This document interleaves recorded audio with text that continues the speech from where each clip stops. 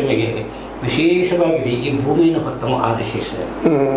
ಅದಕ್ಕೆ ಸರ್ ಒಂದು ಸಹಸ್ರ ಶೀಸ ಸಹಸ್ರಾಕ್ಷ ಸಹ ಭೂಮಿ ವಿಶ್ವತೋವೃತ್ಯ ಅತ್ಯತಿಷ್ಠ ದಿಶಾಂಗುಲಂ ಅಂತ ಶ್ರುತಿವಾಕ್ಯದ ಸರ್.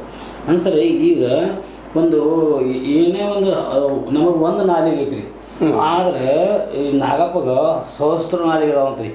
ಅಂದ್ರೆ ಈಗ ಅದನ್ನ ನೋಡ್ಬೇಕಾದ್ರೆ ಸರ್ ಅಷ್ಟಿದ್ರೂ ಕೂಡ ಸರ್ ಯಾವ ಹಾವು ಕೂಡ ಸರ್ ಕಚ್ಚುವುದಿಲ್ಲ.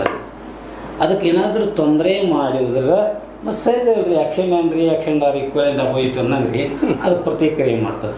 ಸರ್ ಎಲ್ಲ ಹಾವುಗಳು ವಿಷಕಾರಿ ಇಲ್ಲ ಸರ್. ಹೀಗಾಗಿ ಸರ್ ನಾವು ಹಾವುಗಳನ್ನು ಆರಾಧನೆ ಮಾಡ್ತಾರೆ.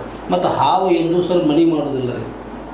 ಏನೋ ಒಂದು ಇರುವೆಗಳು ಕಟ್ಟಿದಂಥ ಒಂದು ಗೂಡು ಇರ್ತದೆ, ಅದರೊಳಗೆ ಸೇರ್ತಾರೆ ಎಂದು ಮಾಡಿ. ಅಂದ್ರೆ ಕೆಲವೊಂದು ನಾವು ಪಾಠಗಳನ್ನು ಕಲಿಯುವಂಥದ್ರಿ. ಆದಿಶೇಷರೇ ಭೂಮಿಯನ್ನು ಹೊತ್ತುಕೊಂಡ್ರಿ, ಆದರೂ ಒಂದು ಇದು ಮಾಡಿದ್ದಾರೆ.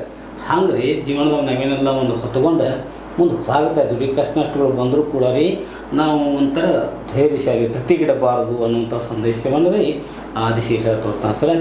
ಹಾಗೆ ಸರ್ ನಾಗಪ್ಪನ ಪೂಜೆಯ ನಂತರ ಸರ್ ಅವನಿಗೇನು ಇವರು ಗುಂಡಿ ಎಲ್ಲ ಏನು ಮಾಡ್ತಾರೆ ರೀ, ಅವನೇನು ಮಾಡ್ತಾರೆ ಮುಂಬರುವಂಥ ಗಣೇಶ ಬರ್ತಾನೆ ರೀ. ಗಣೇಶ ಚೌತಿ ಬರ್ತಾರೆ, ಅವಾಗಾಗಿ ಕಟ್ಟಿಡ್ತಾರೆ. ಅಂದರೆ ಅಣ್ಣ ತಮ್ಮಂದ್ರೆ ಏನಂತಾರೆ ಬಾಂಧವ್ಯ ಸರ್. ನಮ್ಮ ಸಂಸ್ಕೃತಿನೂ ಭಾಳ ಹೆಚ್ಚಿನ ಸರ್.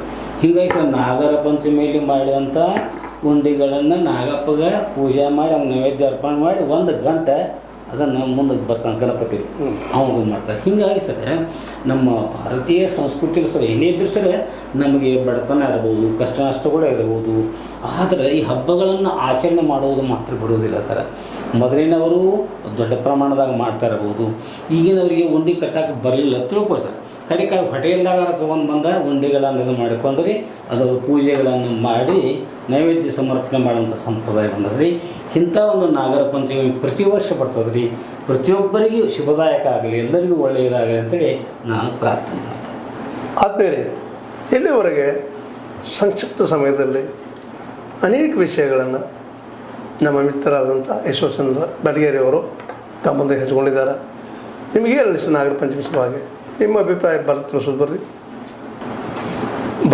ಬರ್ರಿ. ಜೊತೆಗೆ ಇದನ್ನು ಲೈಕ್ ಮಾಡಿರಿ, ಶೇರ್ ಮಾಡಿರಿ, ಕಮೆಂಟ್ ಮಾಡಿರಿ, ಡಿಸ್ಲೈಕನ್ನು ಮಾಡಿರಿ, ನೋಡ್ತಾ ಇರ್ರಿ, ಅಭಿಪ್ರಾಯ ತಿಳಿಸ್ತಾ ಇರ್ರಿ, ಮತ್ತು ಇದನ್ನು ಹಂಚ್ತಾ ಇರಿ, ಒಬ್ಬರಿಂದ ಒಬ್ಬರಿಗೆ ಶೇರ್ ಮಾಡಿರಿ ಅಂತ ಹೇಳ್ತಾ H16 ನ್ಯೂಸ್ ಅರ್ಥ ತಿಳಿಸಿದ್ದಾರೆ. ಸತ್ಯ ಕೈಗೊಂಡು ವಂದನೆಗಳು. ಶಿವ.